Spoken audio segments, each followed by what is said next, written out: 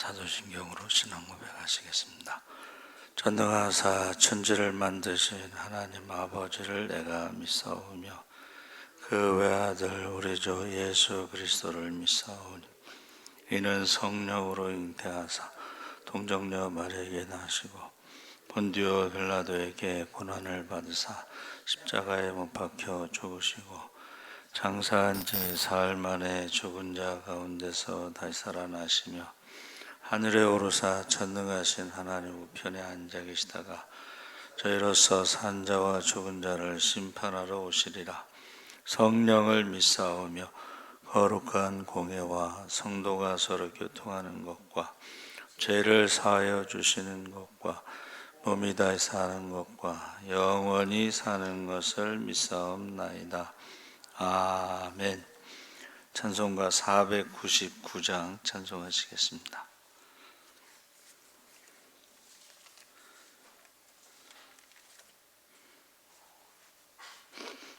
찬송가 499장 찬송하시겠습니다. 흑암에 사는 백성들을 보라. 수많은 심령 멸망하겠네.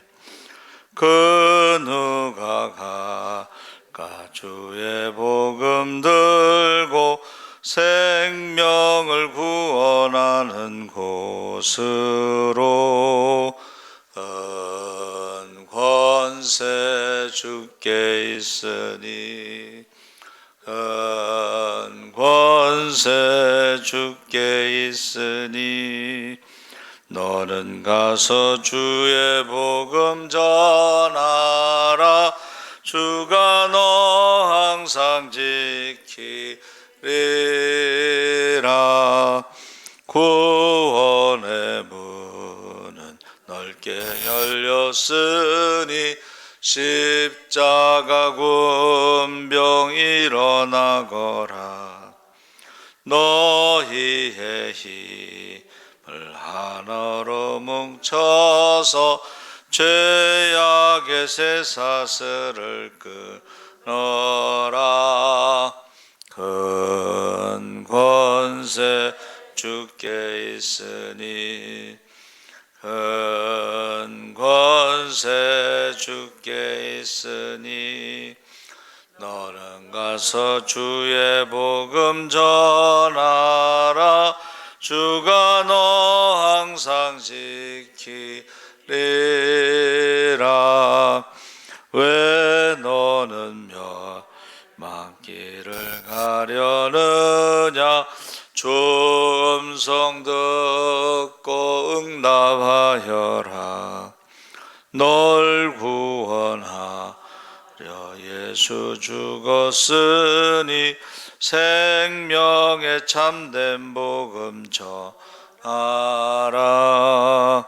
큰 권세 주께 있으니 큰 권세 주께 있으니 너는 가서 주의 복음 전하라. 주가 너 항상 지키리라. 왜 너나 만민 승리의 그날에 영광과 찬송 주께 드리네.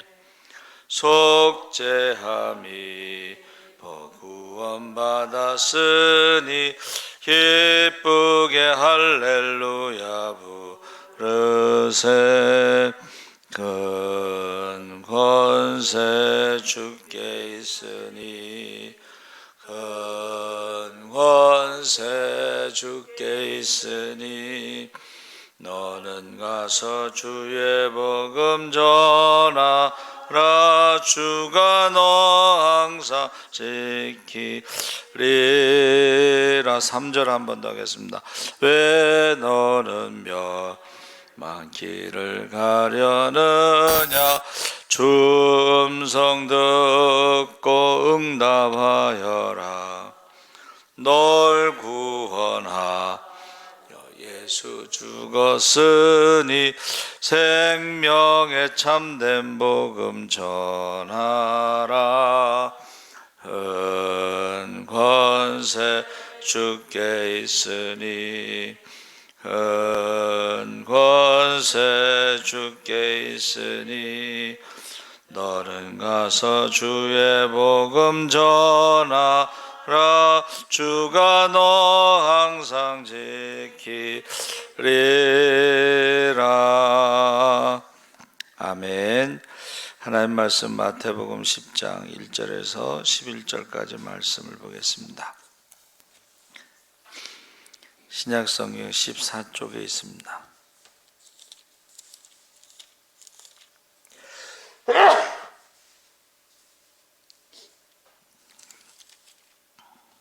마태복음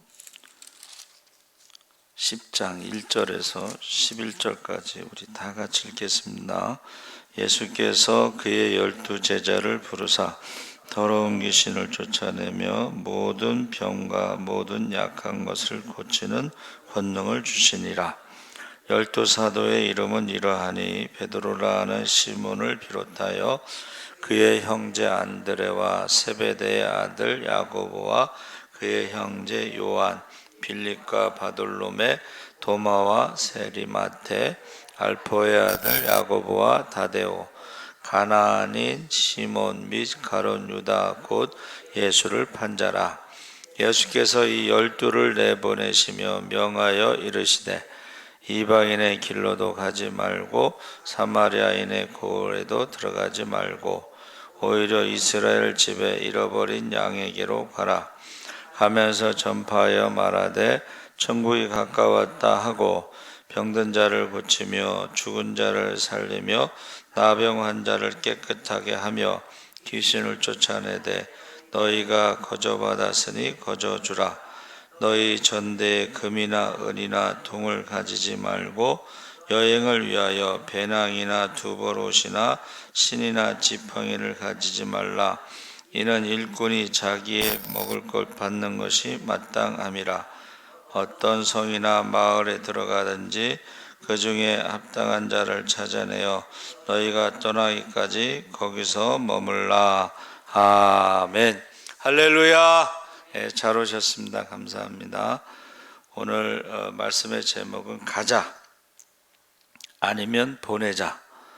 오늘 본문의 12 제자를 전도자로 파송하며 들려주신 말씀인데 5절 6절에 내어 보내시며와 잃어버린 양에게로 가라 해서 교회의 사명은 선교, 교육, 봉사, 친교 이런 것들이 있는데 그 중에서도 선교의 사명이 교회 존재의 이유다 이렇게 말하고 있습니다.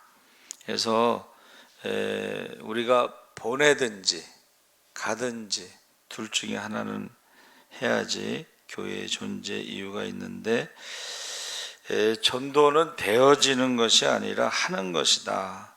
그래서 교회 안에 많은 사람들이 전도는 되어지는 것으로 이해하기 때문에 자신은 움직이려지 않는데 문제가 있습니다. 특히 그 예정론에 그냥 하나님이 구원하시기로 예정된 사람은 구원받는다 이렇게 하면은 전도해야 될 이유가 없죠. 그래서 사실은 예정론이라는 것은 칼빈의 교리지 성경은 아닙니다.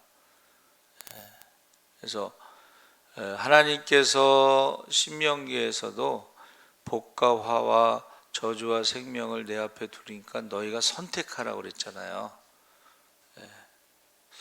그러니까 인간의 책임도 있는 거죠. 하나님께서 복 있는 사람의 길을 말씀하시고 복이 없는 사람, 악한 자의 길에 대해서, 죄인의 길에 대해서, 오만한 자의 자리에 대해서 말씀하셨으면 복 있는 자의 길을 가면 복을 받을 것이고 그 길로 가지 않으면 악인은 그렇지 않으며 바람에 나는 겨와 같도다 그렇게 말씀하고 있습니다.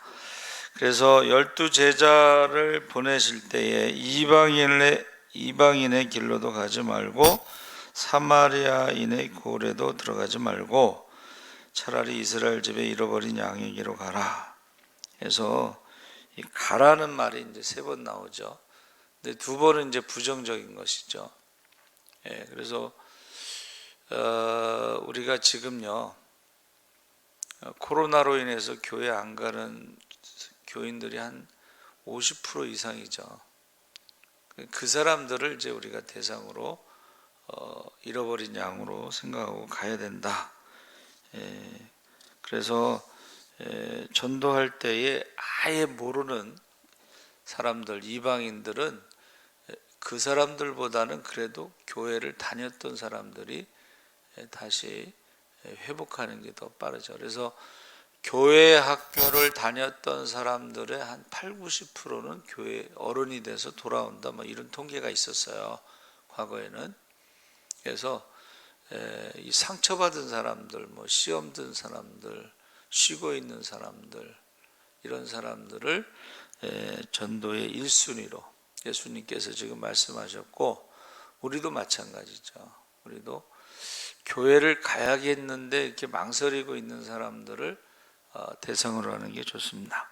그래서 전도는 가는 것이다. 제가 3년 동안 십자군 전도대 작은교회 전도 지원을 나갔는데 매일 출근하면 전도하는 거죠. 새벽부터 밤늦게까지. 새벽에는 무슨 전도를 하냐 이렇게 생각할 수 있잖아요. 근데 하나님이 지혜를 주셔요. 새벽에 전도를 나갔더니 약수터 가는 사람들 있잖아요. 이 사람들 따라가. 그럼 물 받으려면 기다려야 되잖아요. 그럼 거기서 이제 전도를 하는 거죠.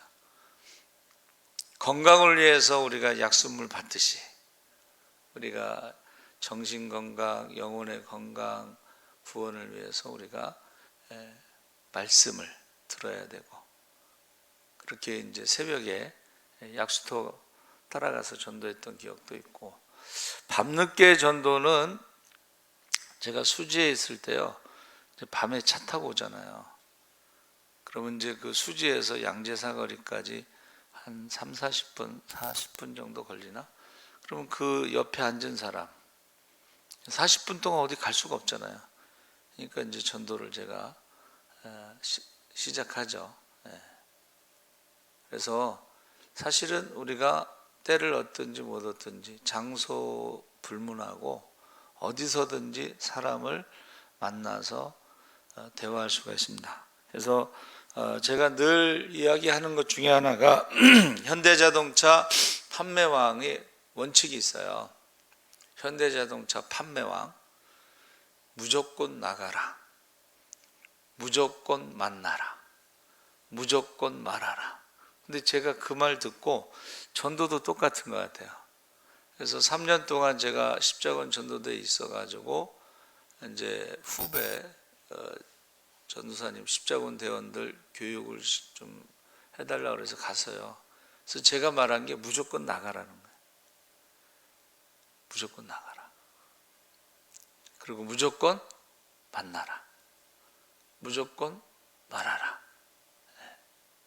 그래서 저는 주로 이제 고향이 어디시냐고 여쭤보고 이제 대화를 시작하는데, 우리가 전도를 무조건 나가면 하나님께서 만날 만한 사람을 만나게 하시고 마땅히 해야 할 말을 주시고, 그리고 준비된 심령이 있어요. 그러니까 우리가 씨를 뿌리거나 물을 주거나 열매를 거두는 게 상급이 같다고 그랬잖아요. 저는 이거를 먼저 그의 나라와 그 일을 구하면 이 모든 것을 더하신다는 말씀으로 이제 해석을 해요. 우리가 한 영혼을 위해서 기도하고 나가서 만나고 하나님의 일을 하면 하나님께서는 나의 모든 것을 책임져 주신다. 그래서 제가 그렇게 신학교 1학년서부터 저는 하나님의 일만 할 테니까 하나님은 저의 모든 것을 책임져 주세요 하고 전도를 신학교 1학년서부터 제가 다녔습니다. 그래서 이 전도는 가는 것이다. 이사야 52장 7절에 좋은 소식을 가져오며 평화를 공포하며 복된 좋은 소식을 가져오며 구원을 공포하며 시온을 향하여 이르기를 내 하나님이 통치하신다 하는 자의 산을 넘는 발이 어찌 그리 아름다운고. 그러니까 좋은 소식이 이제 복음이죠. 근데 그 좋은 소식이 뭐냐면 하나님이 다스리신다, 하나님이 통치하신다. 그러니까 하나님이 다스리고 통치하신다는 게 하나님 나라입니다. 그러니까 우리가 종이 아니고 노예가 아니고, 그러니까 우리가 살아가면 욕심의 종, 마귀의 종, 사람의 종, 환경의 종, 과거의 종, 이런 상처에 종노릇하면서 살아가는데, 그 사람들에게 하나님이 당신을 사랑하십니다 하고 당신을 위해서 예수님이 십자가에서 죽으셨습니다 하고 그 소식을 전할 때에 그들이 그 욕심의 종으로부터 사람, 죄의 종, 환경의 종, 과거의 종, 이런 상처로부터 자유함을 얻게 된다는 거예요. 할렐루야. 왜냐하면 우리가 예수 믿는다는 것은 100% 하나님 앞에 다 맡기는 거거든. 그래서 그런 사람들이 일단 너무 많죠. 그러니까 그 사람들이 바로 이런 복음을 들어야 되고, 그 복음을 듣지 않으면 이제 어려운 일들이 더 많이 생기죠. 그래서 산을 넘음으로 무엇인가 이루어졌다는 초점에 있는 게 아니라 산을 넘었다고 하는데 이미 초점이 있다. 그래서 목적이 전도라면 그가 넘은 산, 그가 넘은 강이 문제가 아니라 이미 넘었다는 것만으로도 축복받을 일이라는 것입니다. 그러니까 전도를 해서 금방 열매가 없을 때도 있어요. 그렇죠? 그래서 유명한 얘기가 있잖아. 호주의 그 신사가 매일 10명에게 오늘 밤 죽으면 어디로 가십니까 하면서 천국과 지옥의 복음을 10명에게 매일 전했어. 근데 열매가 하나도 없었어요. 너무 실망했어. 근데 영국의 부흥사가 가는 곳마다 어떻게 해서 예수 믿게 됐냐고 그랬더니 영국의 어떤 신사가 자기에게 오늘 밤 죽으면 어떻게 되겠습니까? 천국과 지옥이 있습니다 라고 전도해서 예수를 믿었다는 사람이 몇십만 명인가. 그래서 그 부흥사가요, 호주에 가서 그 노신사를 이제 찾아가요. 젊어서부터 했는데 이제 연세가 드셔서 그 이야기를 해줘요. 당신이 전도한 사람들이 내가 확인한 것만 몇십만 명이다. 죽기 일주일 전에 그 소식을 듣고 죽어요. 너무 이제 열매가 없으니까 실망했었는데 하나님이 그에게 아마 위로하시기 위해서 그 부흥사를 보낸 것 같아요. 제가 볼 때는 유명한 얘기입니다. 이게. 그러니까 저와 여러분이 지금 씨를 뿌리거나 물을 주거나 열매를 거둘 때에 반드시 하늘의 상급이 있는 것을 믿으시기 바랍니다. 아멘. 그래서 우리가 이제 성령 받고 권능을 받고 예루살렘, 유다, 사마리 땅까지 복음의 증인이 돼서 가는 게 좋고, 만약에 가지 못할 때는 차선책으로 보내는 자가 돼야 된다 하는 것입니다. 그래서 저와 여러분이 어떤 집에 가면 그 집에 합당하게 평안을 빌고 거기서 먹고 자고 하면서 복음을 전하라 그랬잖아요. 그러니까 이 사람들은 가는 선교사가 아니고 헬퍼가 되는 거예요. 그 선교사들을 돕는 자들. 그러니까 우리가 직접 가도 좋고 직접 가지 못할 때는 보내는 선교사, 헬퍼가 돼야 된다. 그래서 가라사대 너희는 온 천하에 다니며 만민에게 복음을 전파하라. 그래서 뭐 요즘에는 뭐 그렇지 않겠지만 그 전에는 교회 건물이 전도하고 교회의 물질이 전도하고 목사 이름이 유명해서 전도하고 뭐 이렇게 생각했어요. 그러나 지금은 좀 그런 시대는 또 지난 것 같아요. 그렇죠? 그래서 갈 수 없다면 보내야 된다. 그래서 최선책이 아니면 차선책이라도 둘 중에 하나를 해야 된다는 거죠. 그래서 이 마태복음 10장에는 12명의 제자를 보냈고 누가복음 10장에는 70명의 제자를 보냈어요. 그래서 어떤 분이 이제 질문해요. 왜 12명을 보냈냐? 12명을 보내심을 받았다는 게 사도란 뜻이에요. 제자는 예수님을 따르는 자, 훈련받은 자를 말해요. 그러니까 많은 무리들이 예수님을 따르고 훈련받았는데 그 중에 12를 뽑아서 사도라고 해서 보내심을 받았다. 그러니까 사도와 제자의 차이가 있는데 70명은 사도라고 부르지 않고 제자라고 부르죠. 성경에 사도와 제자와 또 하나님을 두려워하는 자, 그게 이제 이방인 백부장을 말하는데 이방인 중에 예수를 잘 믿는 사람들을 하나님을 두려워하는 자 이렇게 표현하고 있습니다. 그래서 오늘날에도 조금 다르긴 하지만 어떤 사람이 보내는 자인가 헬퍼인가 복음을 직접 전하기에는 아직 미성숙하여 용기와 능력이 부족한 신앙인은 보내는 자가 돼야 된다. 그러니까 전도를 하고 싶어도 어떻게 해야 될지 모르는 분들이 있어요. 그렇죠? 그런 분들은 그래도 보내는 선교사로 기도와 물질로 후원할 수 있다. 그렇게 우리가 알 수가 있습니다. 두 번째는 직업상 시간을 내어 남을 만날 수 있는 여건이 아닌 신앙인은 보내는 선교사가 되어야 된다. 세 번째는 몸이 건강하지 못해서 움직임에 불편함이 있는 신앙인은 보내는 선교사가 된다. 헬퍼가 되는데 전도에는 직접 가는 것도 필요하지만 이런 헬퍼도 필요하게 됩니다. 그래서 우리 작은 교회는 선교비를 받는 입장인데 저는 처음부터 선교비를 받지 않고 이제 선교를 하는 교회로 시작하려고 했어요.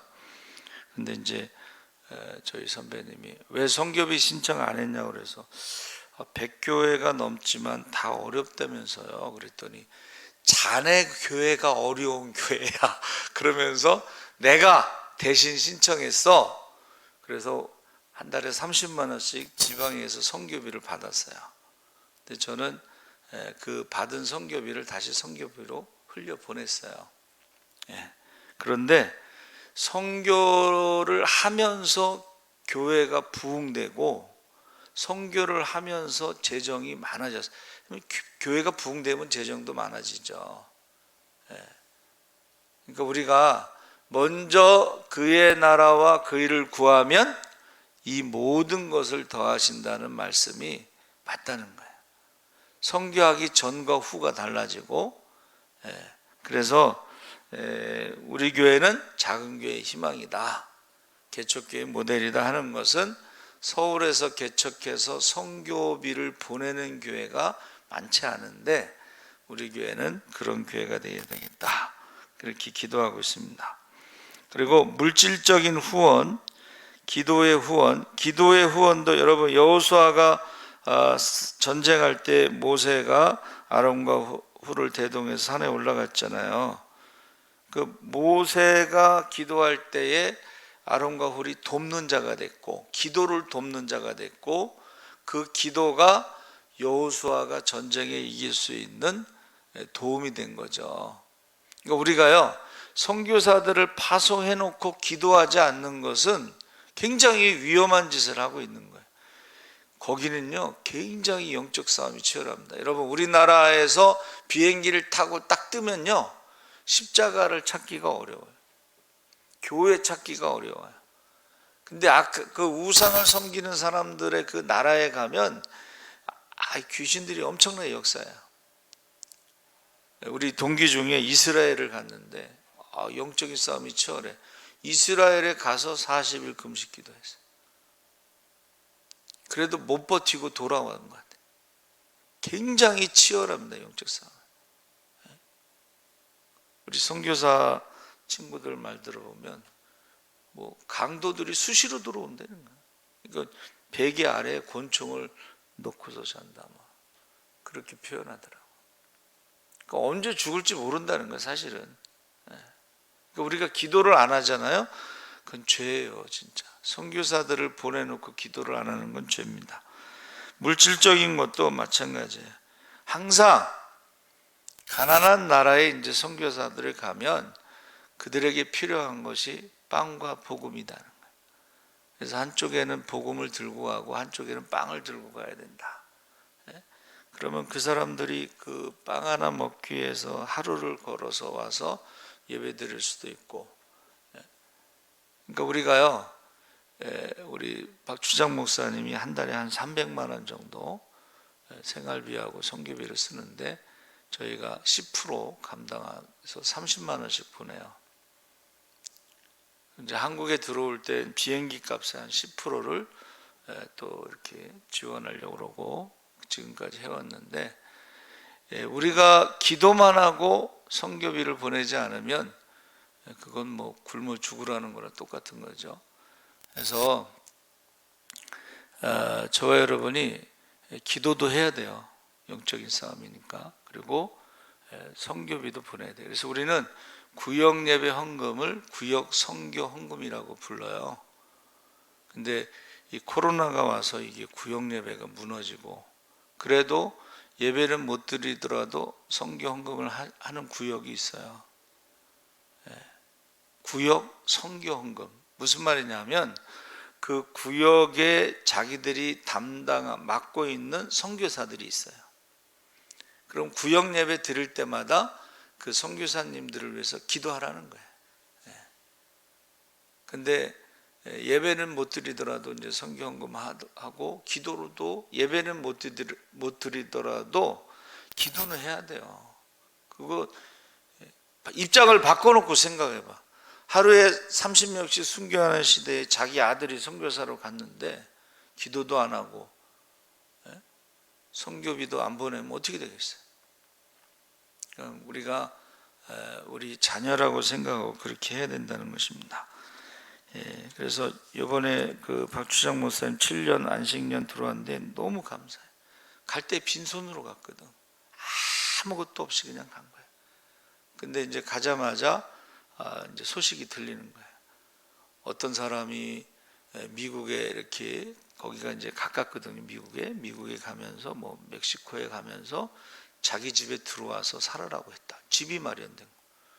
그냥 몸만 들어가면 돼. 그 모든 걸 다 사용. 또 차가 필요한데 어떤 사람이 또 차를 하나 줬다. 뭐 이런 소식이 들어오는 거예요. 그래서 너무 감사하고, 그 한글 학교를 하는데 스페인어 한글 성경을 제작하는데 이제 돈이 얼마나 들어간다.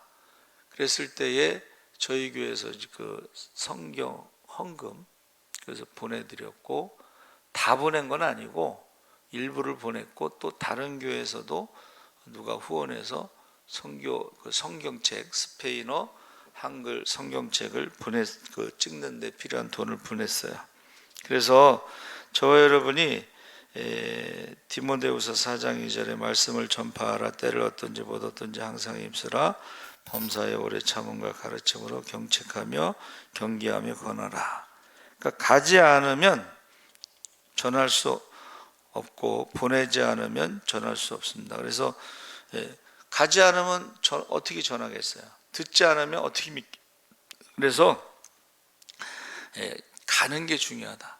저는 그래서 우리 후배들에게 무조건 나가라, 무조건 만나라, 무조건 이야기해라, 대화하라 그랬는데, 이제 한 20년이 지났나? 그래서 어디 그 의정부에 무슨 모임이 있어서 갔는데 그 후배가 그 얘기를 하더라고. 선배님 말씀대로 교회를 개척하고 무조건 나가고 있습니다. 그렇게 그 말을 해서 너무 기뻤습니다. 그래서 이 보내다라는 말이 두 가지 단어가 나와요. 히브리어 헬라어에는 단순히 보내는 것을 펜포라고 그래요. 그런데 여기서 아포스텔로라는 보내다라는 말은 목적을 가지고 권한을 부여하고 정권을 가지고 왕의 사절을 딴 대사가 된 정권 대사, 왕의 특사가 되는 거예요. 그래서 이 파송이라는 의미가 더 맞아요. 어떤 목적을 가지고. 그래서 제가 어느 그 서초동 쪽에 어느 교회에 가서 예배를 드린 적이 있는데 그날 파송 예배를 드리더라고. 예배 끝나고 그 파송 받는 사람을 나오라고 그래서 파송의 노래를 부르는데 얼마나 감동적인지 몰라요. 파송의 노래.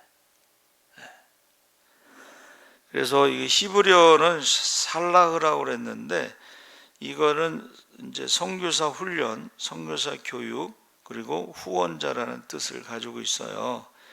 그러니까 우리가 그냥 막 가면 안 돼. 또 훈련도 안 받고 교육도 안 받고 후원자도 없이 그냥 가슴만 뜨거워 가지고 가잖아요. 그러면 나중에 후원자들이요 다 끊어지고 가족만 남아. 가족이 한 달에 300만 원씩 보내면 부담되잖아요. 그럼 나중에 돌아와야 돼. 그렇게 하면 안 되고 훈련을 받아야 되고 교육을 받아야 되고 후원자가 있어야 돼요. 후원자가. 그래서 준비된 사람이 그것을 가야 된다 하는 것입니다. 그래서 하나님이 계속해서 선교사들을 보내잖아요. 선지자들을. 그렇죠? 선지자들을 보내고 마지막에 아들을 보내고 그 다음에 성령을 보내고 성령을 보내신 목적이 뭐예요? 권능을 받아 예루살렘, 사마리아, 유다 땅끝까지 복음의 증인이 되는 것이에요. 그러니까 우리가 성령을 받아야 되고 성령 받은 목적은 증인의 삶을 사는 것입니다. 그래서 저와 여러분이 마지막 때 우리의 사명과 직분은 가든가 아니면 보내든가 둘 중에 하나를 꼭 하시기 바랍니다. 아멘. 살아계신 하나님 아버지 감사합니다. 이제 우리에게 귀한 직분과 사명을 주셨사오니 우리가 하나님 말씀대로 명령대로 가든가 아니면 보내든가 둘 중에 하나를 꼭 할 수 있어 이제 마지막 때에 사명을 잘 감당할 수 있게 하여 주시옵소서. 하나님께서 선지자들을 보낼 때 성령 충만하게 하신 것처럼 예수님도 제자들을 보낼 때 권능을 주었다고 그랬습니다. 성령 충만하게 하셨사오니 우리가 성령 충만함을 받고 꼭 우리의 사명과 직분